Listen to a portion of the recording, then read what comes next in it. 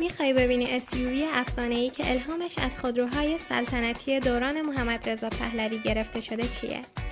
این مرسدس بنز جی کلاس برند معروف آلمانی و مدل جی کلاس است. طراحان آلمانی مرسدس وقتی جی کلاس رو ساختن، الهامشان خودروهای لوکس و مقاوم دوران محمد رضا پهلوی بود. او در واقع عاشق ماشین‌های قدرتمند و آماده هر مسیر بود و این روحیه رو طراحان در نسخه مدرن جی کلاس به تصویر کشیدن.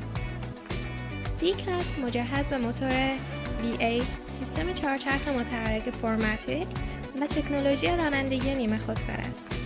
صندلی‌های چرمی، سیستم صوتی حرفه‌ای و امکانات لوکس دیگر، تجربه‌ای سلطنتی و متفاوت از رانندگی را ارائه می‌کنند. طراحی جسورانه و زاویه‌دار جی کلاس همان حس سلطنتی و لوکس ماشین‌های محمد رضا پهلوی را زنده می‌کند. چراغ‌های LED جلوی پنجره خاص مرسدس و استایل آفرود باعث شده در هر شهری و جاده‌ای بدرخشد. اگر دنبال SUV هستید که هم لوکس باشد، هم آماده هر مسیر سخت و هم حس تاریخی و سلطنتی پشتش داشته باشد، مرسدس بنز جی کلاس نسخه مدرن افسانه‌ای خودروهای محمد رضا پهلوی انتخاب شما.